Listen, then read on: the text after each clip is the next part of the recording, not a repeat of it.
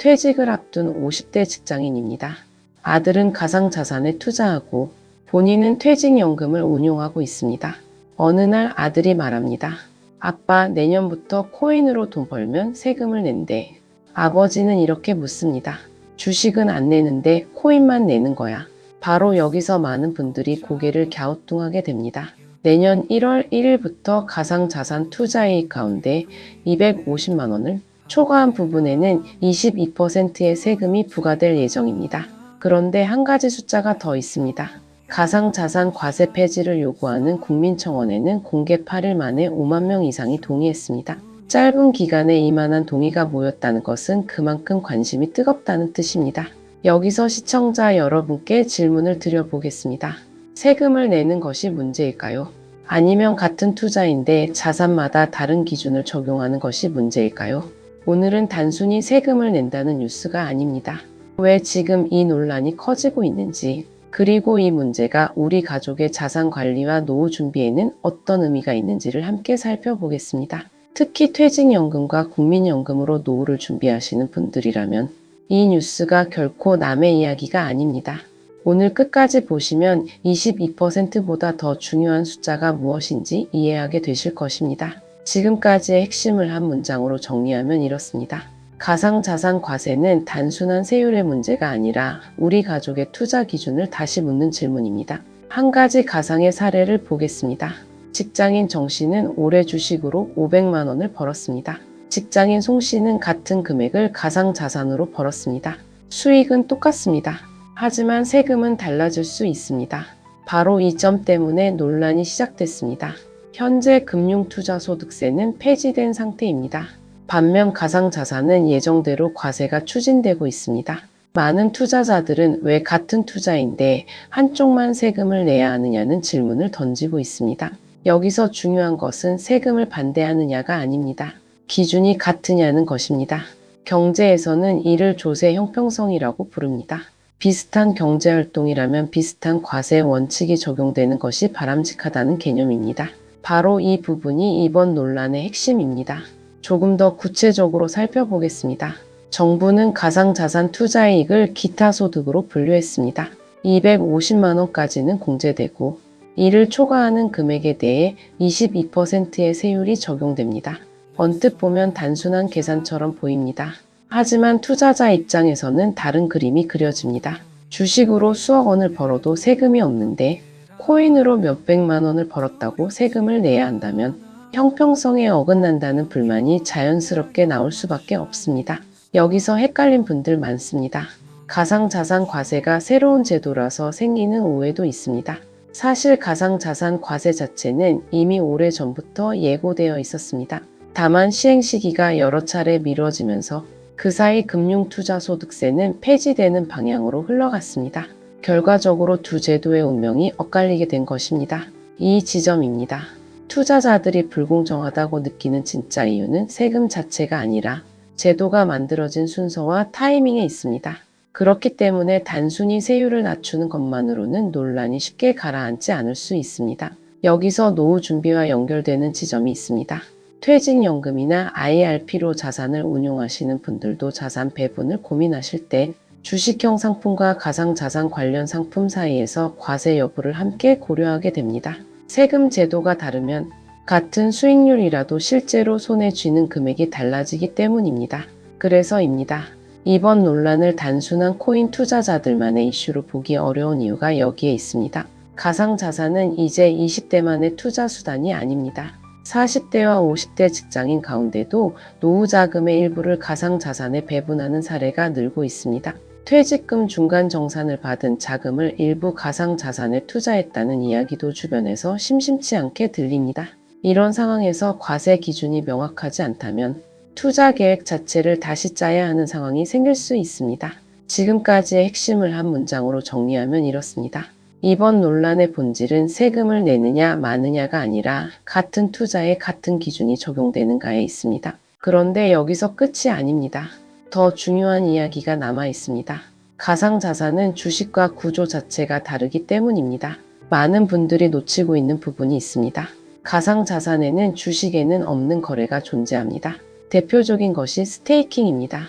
은행 예금처럼 코인을 맡기고 보상을 받는 방식입니다. 또 하나는 에어드롭입니다. 프로젝트가 무료로 코인을 지급하는 방식입니다. 문제는 여기서 시작됩니다. 무료로 받은 코인의 가격은 언제 기준으로 계산해야 할까요? 가격이 하루에도 크게 변하면 어떤 시점을 기준으로 세금을 계산해야 할까요? 생각보다 간단한 문제가 아닙니다. 모두가 놓친 진짜 포인트는 따로 있습니다. 세율이 22%냐 아니냐가 아니라 애초에 이 세금을 정확히 거둘 수 있는 시스템이 준비되어 있느냐입니다. 한국금융연구원 역시 보고서를 통해 금융투자소득세가 폐지된 상황에서 가상자산 과세만 별도로 시행하는 문제는 과세체계 자체를 다시 검토할 필요가 있다고 분석했습니다. 예상 밖의 사실도 있습니다. 국내 거래소는 거래 내역을 확인하기 쉽지만 해외 거래소나 개인 지갑 거래는 관리가 훨씬 어렵습니다. 국내 거래소는 실명 계좌와 연동되어 있어 정부가 거래 내역을 비교적 쉽게 파악할 수 있습니다. 반면 해외 거래소는 한국인 투자자의 거래 기록을 정부에 넘기지 않는 경우가 많습니다. 개인 지갑으로 거래하면 상황은 더 복잡해집니다. 개인 지갑은 신분 확인 없이도 손쉽게 만들 수 있기 때문에 정부가 실제 주인을 특정하기가 쉽지 않습니다. 이런 구조에서는 결국 국내 거래소를 이용하는 성실한 투자자만 세금을 내고 해외로 자금이 이동하는 투자자는 세금을 피해가는 결과가 나올 수 있습니다. 이는 형평성 문제를 오히려 더 키우는 역설로 이어질 수 있습니다. 정부도 이 문제를 인식하고 있습니다. 그래서 나온 대책이 외국환 거래법 개정입니다. 국가를 넘어 가상자산을 거래할 때는 이를 사전에 등록하고 한국은행에 거래 내역을 보고하도록 법을 수정한 것입니다. 해외 거래소를 이용하더라도 정부가 거래 내역을 파악할 수 있어야 투자자가 해외로 이탈해 세금을 피할 가능성을 줄일 수 있습니다. 동시에 국내 거래소 산업이 위축되는 상황도 막을 수 있습니다. 하지만 법을 고친다고 해서 곧바로 모든 거래가 투명해지는 것은 아닙니다.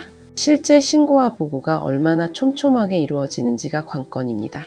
오늘 뉴스는 단순히 세율 문제가 아닙니다.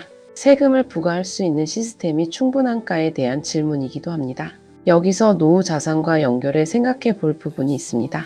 만약 과세 시스템이 불완전한 상태로 시행된다면 성실하게 신고하는 투자자와 그렇지 않은 투자자 사이의 격차가 커질 수 있습니다. 특히 은퇴 이후 정기적인 현금 흐름이 중요한 시기에 예상하지 못한 세금 부담이나 신고 누락으로 인한 불이익은 부담이 클 수밖에 없습니다. 그렇기 때문에 제도를 준비하는 지금 이 시점에 투자자 스스로도 관련 내용을 미리 파악해 두는 것이 중요합니다. 지금까지의 핵심을 한 문장으로 정리하면 이렇습니다. 이번 논란의 진짜 쟁점은 세율의 높고 낮음이 아니라 과세할 수 있는 시스템이 갖춰졌는가에 있습니다. 하지만 아직 가장 중요한 이야기가 남아 있습니다. 또 하나의 현실 사례를 생각해 보겠습니다. 퇴직 후 일부 자산을 ETF에 투자한 사람도 있고 가상자산에 투자한 사람도 있습니다. 누군가는 세금 때문에 투자 방식을 바꾸려 할 수도 있습니다. 누군가는 해외 거래소를 고민할 수도 있습니다. 이처럼 제도가 바뀌면 투자보다 먼저 달라지는 것은 사람들의 행동입니다. 그래서 시장은 항상 세율보다 예측 가능한 제도를 더 중요하게 생각합니다. 투자자들이 진짜 원하는 것은 세금을 아예 내지 않는 것이 아닙니다.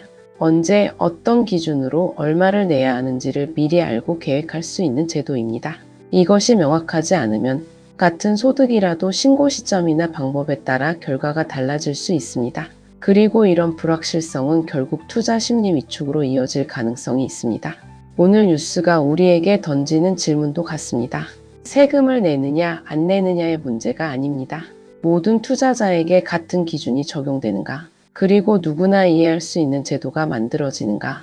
바로 그 부분이 앞으로도 계속 논의될 가능성이 있습니다. 현재 정부는 내년 1월 시행을 목표로 준비하고 있지만 시장에서는 형평성과 과세체계 전반을 다시 검토해야 한다는 의견도 계속 나오고 있습니다. 향후 제도는 입법과 정책 논의를 통해 달라질 가능성도 있는 만큼 관련 발표를 지속적으로 확인하는 것이 중요해 보입니다.